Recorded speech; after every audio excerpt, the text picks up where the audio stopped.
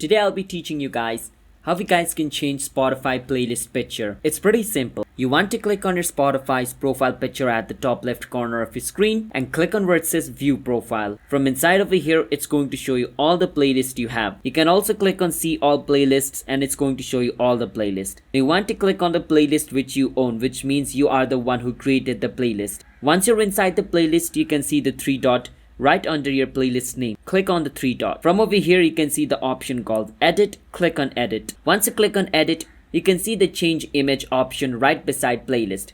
Click on change image. From over here, you can click on choose from library and open up your phone's gallery to choose a picture for your playlist. Or you can click on take photo and use your phone's camera to take a photo and set that as a profile picture for your playlist. So I'm going to choose a photo from my library. So I'm going to choose this photo as my playlist profile picture. I will click on choose, and as you guys can see, it's being displayed.